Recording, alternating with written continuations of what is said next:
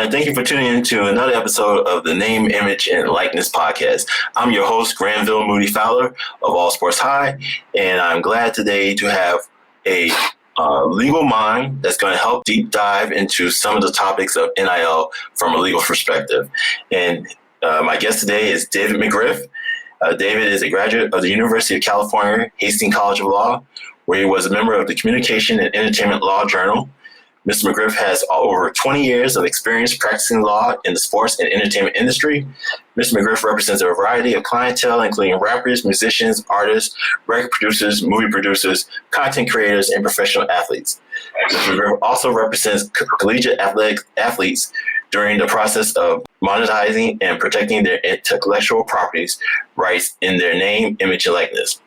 Mr. McGriff has negotiated and finalized NIL deals with a variety of companies, including Apple, Beats by Dre, Showtime Television, Original Retro Brand, Continental Tires, its Personal Sports Apparel, American Eagle, Onyx Trading Cards, Topps Trading Cards, the Bobbleheads LLC, and Crypto.com. Without further ado, I'd like to welcome David. David, thank you for coming on. Thank you for having me, Granville. Nice to be here. Yeah. After that wonderful bio, I don't know what more you can say about yourself, but why don't you let your audience in on a little about yourself? Sure. So, as the bio said, I've been practicing law for over 20 years. I started off practicing in large firms, large New York firms based in their LA office.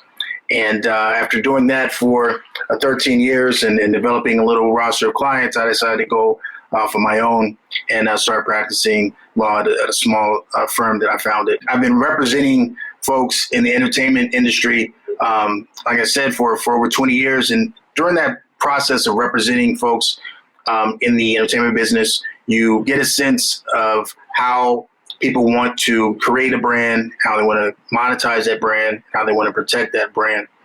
And so having that experience already, it made sense for me to get involved in representing student athletes in the NIL arena because some of the underlying tenets of NIL law are areas that I've already been familiar with when it comes to protecting the rights of individuals in their intellectual property. Okay, that's great. From your perspective as a lawyer, what does NIL mean for today's student athletes and their families? Well, I think first of all, it's an empowering development in college athletics. From a philosophical standpoint, it eliminates the inequity that existed between student athletes that had a platform, a social media platform perhaps, where they could not monetize that platform. They couldn't monetize their social media presence, no matter how large it was. Whereas their classmates, because they weren't student athletes, they could earn compensation and monetize their social media presence. So it eliminated that inequity what I felt was an inequity, and many others felt that it was an inequity. But as a practical matter, it puts real dollars in student athletes' pockets. And that's something that I think student athletes are grateful for. I think it's a blessing for not only the student athletes, but their family to know that their son or daughter, while they're away working hard on the court or on the diamond or on the field, whichever sport they're participating in, they're able to earn compensation based on their hard work when it comes to their social media presence or the platform that they have built by participating in student athletics. Okay. When we say NIL, we all have the idea of your name, some type of image, stuff like that. What's the legal definition that you would apply to name, image, and likeness? Right. So as lawyers, we look at name, image, and likeness from a perspective of in the perspective of intellectual property. So the name is self-explanatory. That's your name. But your image is something that it could be a photo of you. And the likeness is we look at it as something that is an interpretation of your image. So in law school back in the 90s, there wasn't a lot of the CGI and computer-generated images that we have today. So we looked at it, or I looked at it as a painting. Like a painting of a person would be the image of that person. That's not the exact representation of them, but it's a interpretation as a likeness of what they look like. And so in the NIL context, bringing it into the NIL, image and likeness is used where, like, again, photos of an athlete can be used to promote a product. A likeness can be used to put onto a product. I represented a client that recently closed a deal with the Bobblehead LLC, and so he has his own bobblehead, the player for UCLA basketball, Johnny Juzang. So that's where image and likeness both come into play when it comes to NIL. Okay. Now the whole push of NIL actually, I guess, really started back when O'Bannon first filed a lawsuit with UCLA, and that kind of got this ball rolling. Let's get to the meat of it, the compensation part. How does a student benefit, and what types of compensation are there available for the student athlete? Right. First of all, I'm glad you mentioned Ed O'Bannon, because all the student athletes owe a debt of gratitude to Mr. O'Bannon for starting this train along the tracks by suing the NCAA years ago. But when it comes to compensation, I've done deals that comprise all different sorts of compensation: fixed compensation, where there's a flat dollar amount that's paid to the student athlete to provide a particular service, where that service is showing up an appearance at a particular event, whether it's signing autographs, whether it's using the student athlete's social media presence to promote a product or service. All of those things could be compensated by a fixed dollar amount. Then there's also royalty compensation, where the student athlete can get a royalty for each piece of merchandise or each product sold that the student athlete has lended his or her likeness to. Then you have commission-based compensation. Again, social media is a big influence on this type of marketing. When you have a student athlete, take a student athlete who has a strong social media presence, she can post on all of her different media accounts, post a promotion for the company that she has executed an NIL deal with, and she could say something like, order, if you like these products, go ahead and order. Make sure you include my code, and then she would get a commission or a percentage of revenues for all the sales that she generated through her social media. Okay. Since we're on the legal terminology, let's go with the next one of exclusivities. Is it something that's beneficial for a student athlete, and how does it work? Well, the way exclusivity works is brands and companies that want to enter into an agreement with a student athlete, they want to make sure that the student athlete isn't also doing the same type of deal with their direct competitor, right? And that just kind of makes sense. And exclusivity has been around, for as long as contracts have been around, especially in the entertainment business. When someone signs an actor, they don't want the actor, like, for example, signing someone as a host to a show.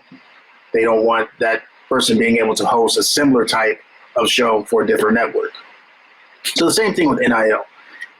Where it can get tricky for student athletes is if they're not aware, they could sign their rights away to enter into NIL deals for companies that really have no bearing on the company that they're doing a business with. So let's say they do a shoe deal with Nike, and Nike says, okay, now I don't want you doing any type of deals with a tire company or a beverage company, even though Nike doesn't put out tires and beverage, not that I know of anyway. So the student athlete would be bound by the exclusivity clause that really isn't appropriate. And so that's where proper legal representation, proper guidance comes into play, so that the student athlete knows exactly what he or she is giving up in terms of exclusivity. There's a lot for the student athlete to be responsible in all this process. I'm sure there's a key reason, one of the key reasons why I have you on is that you're going to explain how you can help benefit those student athletes. But before we get there, let's talk about pay for play and inducements. How does that work, and is it possible? Right. So this is something that in the court of public opinion is being litigated almost daily. I see tweets, I see posts on other social media platforms when folks that are either arguing for or against this process of inducements. So first let's talk about pay for play. So the way it works, the way NIL deals work is that the compensation is in exchange for some sort of service. It's not just for the fact that the athlete is the starting point guard for a particular university. You can't base the compensation on that. The compensation has to be for either for the student athlete providing some sort of service, like I said before, signed merchandise, showing up at an appearance, providing social marketing, things of that nature. Those are appropriate types of NIL deals. And then when it comes to inducements, the NCAA has frowned upon schools being able to tell an athlete, if you come to this university, you're guaranteed X amount of dollars in NIL deals because they're looked at as an improper inducement. But then there's gray areas. So, for example, one particular scenario that got a lot of play in the media and on social media platforms was when Charlie Batch, who was a former Eastern Michigan quarterback, I believe that's where he went to college. He would also play quarterback in NFL. Doesn't work for the university. I don't think he has an official capacity or official role that he plays for the university.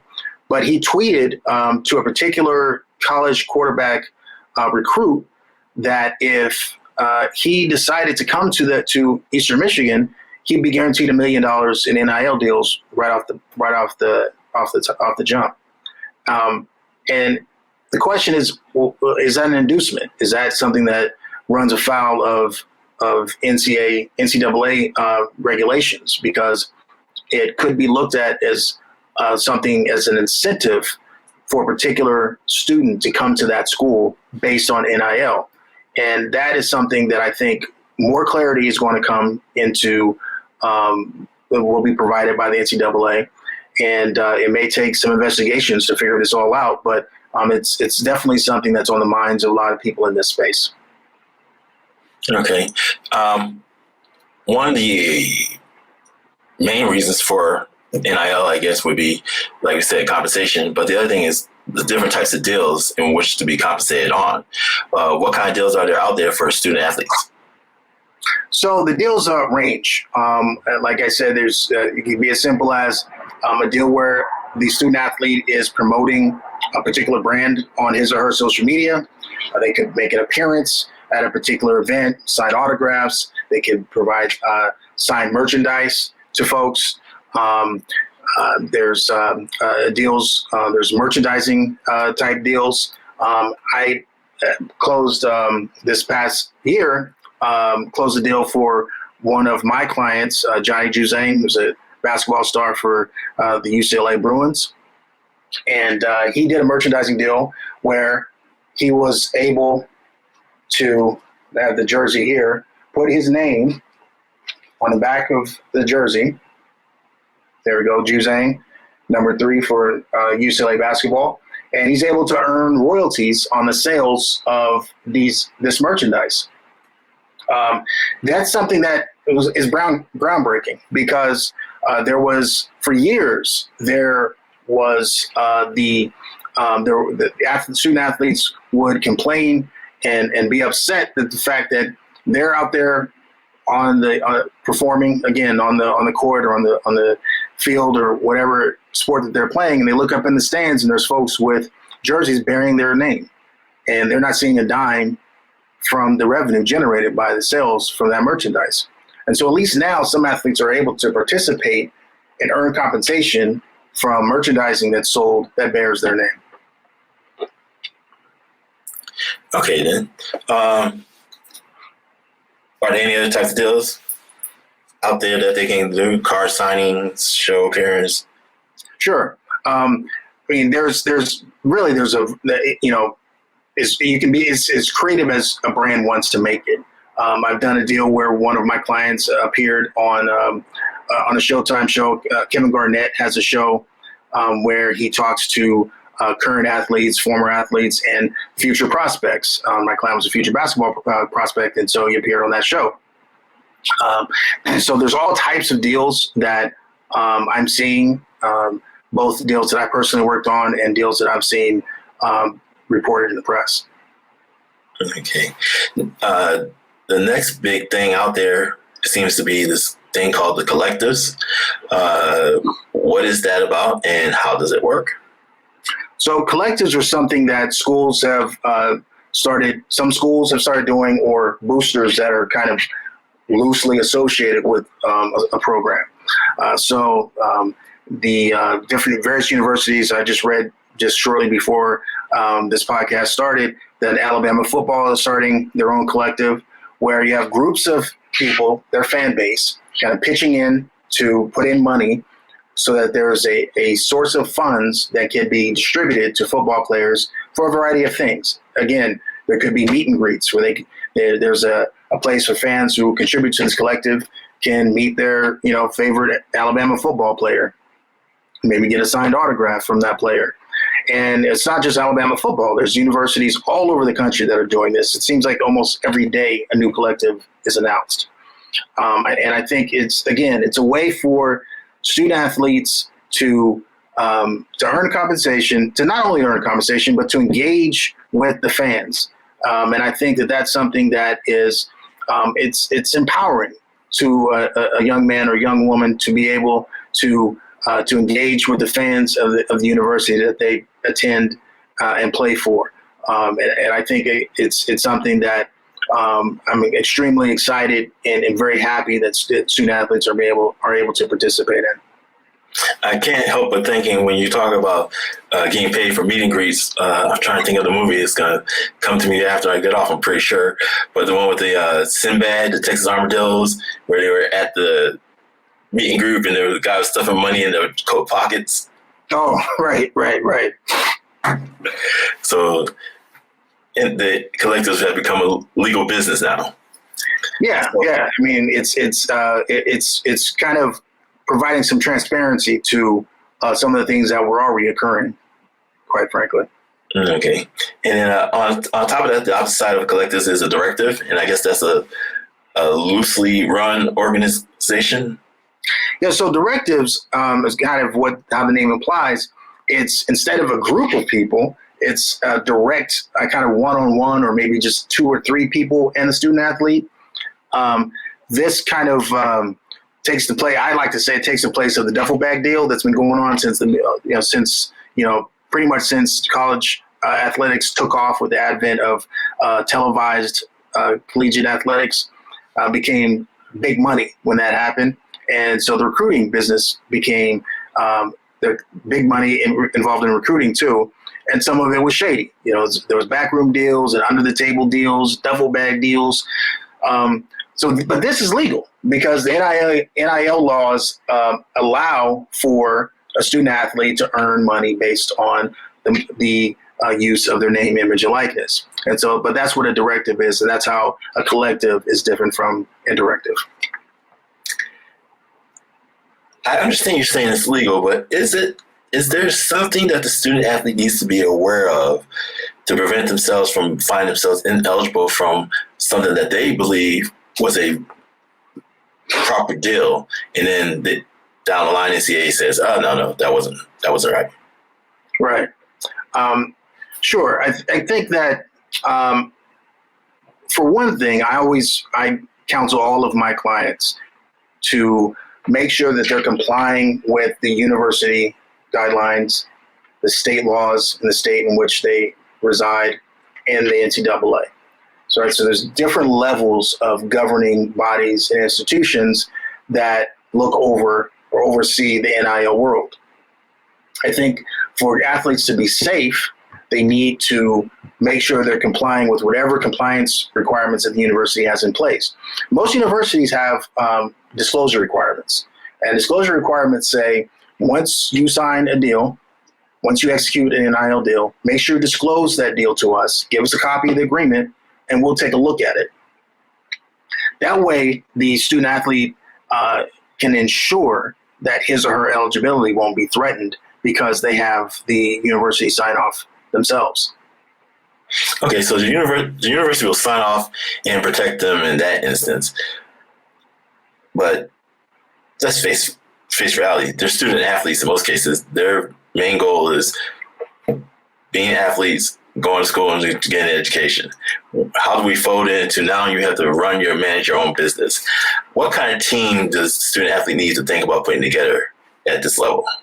So I think that student athletes need to, it depends on the level of exposure the student athlete has. Some of my clients are at the level to where they have a major talent agency on the team, which is generating deals for them, whether it's Clutch Sports or WME or CAA, one of the big boys that also represents the professional athletes at the top of the game. That person would likely have a talent agency. They would have an attorney, such as myself, and they would have a financial advisor. We haven't talked about the tax implications of some of this money that the student athletes are making, but they better make sure that they pay the tax man, right? So those, I think, are the three crucial components that a student athlete would be aware of. Now, if a student athlete is not on the level to where a talent agency wants to sign them, they still have to be concerned about making sure that they're entering into a deal that, one, doesn't run afoul of any NCAA regulations or their own university's compliance rules. And so they would be wise, again, to have a legal advisor, have an attorney that can help walk them through that process, maybe even consult with the compliance people at the universities, excuse me, which I've done on several occasions for several of my clients. I've initiated contact with the compliance department of the respective university and made sure that the deal that we were entering into complied with their rules and procedures. And then also a financial advisor, because it is income and benefits that the student athlete is receiving, and they want to make sure that they are responsible when it comes to accounting for that money and reporting it to the IRS. If they earn compensation of over $600 in that particular year, they're going to receive a 1099 from from whatever company it is that they did business with. That company is also going to report that income to the IRS. So the student athlete needs to do the same to make sure they're covered. Okay. Well, I couldn't have had you on the show without you talking about yourself and your company. So why don't you take this moment to do that? What is it that if my little Johnny wanted to become a basketball star and was looking for an attorney, what is the service that you provide for him? So I provide all the legal services, the negotiating of the business terms of the deal, and then make sure that it's documented correctly. I either draft the agreement myself, or I'm reviewing an agreement that's provided by the company that is engaging my client. Either way, I'm ensuring that the agreement covers my client, making sure that it accurately reflects what the business terms are. But also there are certain things in agreements that need to be in place to make sure that the student athlete isn't running afoul of NCAA and state laws right off the jump. So I make sure that language is in there as well. So that's what I do. I represent both athletes. I also represent a few agencies, NIL agencies, that are getting deals on behalf of their clients. So I'm seeing it from both sides.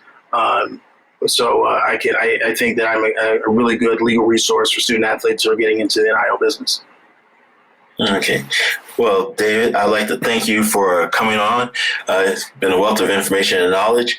Why don't you give us your social information so that people can get in touch with you if they need to ask a question? Sure. On Instagram, I'm at _NIL_lawyer. You can also email me anytime at david@thenillawyer.com, and I'll respond to any questions you have. But I'm very active on Instagram and on social media, so that I'm easy to find. You can direct message me with questions, and I'm responsive to those questions. Again, you can also use my email to contact me directly. Okay, David, I'd like to thank you again. It's been a pleasure. Love having you. Hopefully we'll have you back on again with some more updates and information as the NIL business grows. Sure, I'd love to. Thanks for having me. All right, thank you very much. All right.